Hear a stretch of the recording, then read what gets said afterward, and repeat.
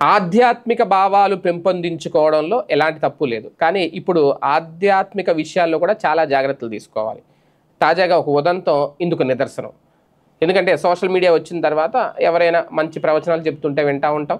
ఆ ప్రవచనాల మధ్యలో ఏదైనా వస్తూ ఉంటే ఆ డొనేట్ చేయండి, డొనేట్ చేయండి అంటే దానికి కూడా కొంతమంది, ఎందుకంటే ఆధ్యాత్మిక భావనతో ఉన్న వాళ్ళు చాలా సున్నితమైన మనస్తత్వం కలిగిన వాళ్ళు ఉంటారు. సరే సాయం చేస్తే పోయిందేముంది అని అనుకుంటారు. అటువంటి నేపథ్యంలో అక్కడ కూడా ఒక అంతర్జాతీయ ముఠ ఆ ఆధ్యాత్మిక వీడియోలను కూడా ఆసరా చేసుకొని ప్రజల నుంచి ఎలా దోపిడీ జరుగుతుంది అనడానికి నిదర్శనం తాజాగా ఏఐ టెక్నాలజీతో ఒక ఆధ్యాత్మిక గురువు నకిలీ వీడియోని పోస్ట్ చేసి ఒక మహిళ నుంచి దాదాపు 3.75 కోట్ల రూపాయలు, అంటే 3,75,00,000 వరకు దోచేశారట. అది ఎలాగంటే యూట్యూబ్లో ఒక ధార్మిక గురువు నకిలీ వీడియో చూస్తుందామే, నకిలీ వీడియో అని తెలియదు. గత ఫిబ్రవరి నుంచి ఏప్రిల్ వరకు దశల వారీగా కేటుగాళ్ళు ఆ నకిలీ వీడియో చూస్తున్న నేపథ్యంలో ఆమె దగ్గర నుంచి దాదాపు 3.75 కోట్లు అయితే కొట్టేశారట. అది ఎలాగా అంటే వాస్తవానికి సివి రామ్నగర్కి చెందిన బాధితురాలు వర్షా గుప్తా ఫిబ్రవరి 25న తన మొబైల్ ఫోన్ ద్వారా యూట్యూబ్లో ఒక వీడియో వీక్షించింది.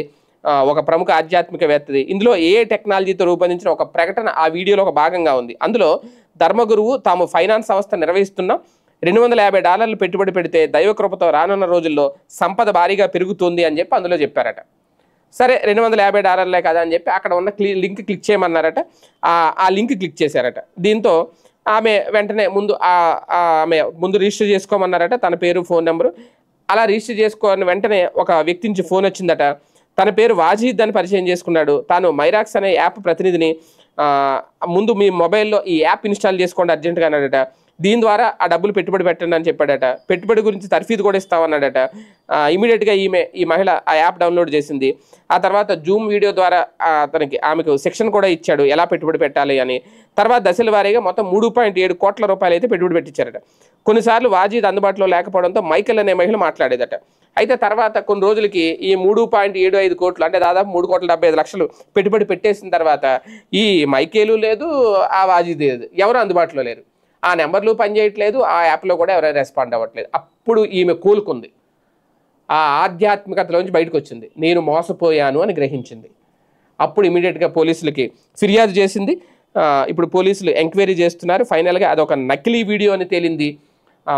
ఏఐతో క్రియేట్ చేసి ఒక వీడియోని అందులో మధ్యలో ఈ ప్రకటన పెట్టి ఇమీడియట్గా స్పందించిన వాళ్ళతో వీళ్ళు రియాక్ట్ అయ్యి మొత్తం ఇలాగ కోట్ల రూపాయలు దోచేస్తున్నారని తేలింది. అంటే ఆధ్యాత్మిక వీడియోలు చూస్తున్నప్పుడు అందులో ఆధ్యాత్మిక భావనలు, అందులో ఉన్న ఆధ్యాత్మిక ప్రవచనాలు వినండి, తప్పేం లేదు. కాకపోతే మధ్యలో వచ్చి ఇలాంటి ప్రకటనలకు ఆకర్షితులై ఫోన్లే ఎంతో కొంత పెడదాం అని అనుకుంటే కనుక ఇలాంటి ఏఐ వలలో చిక్కుకొని కోట్ల రూపాయలు కోల్పోవాల్సి వస్తుంది. అంటే అందరి దగ్గర కోట్లు ఉండవు అనుకోండి, ఎంత ఉంటే అంత వాళ్ళైతే దోచేస్తున్నారు. ఇది ఒక నిదర్శనం.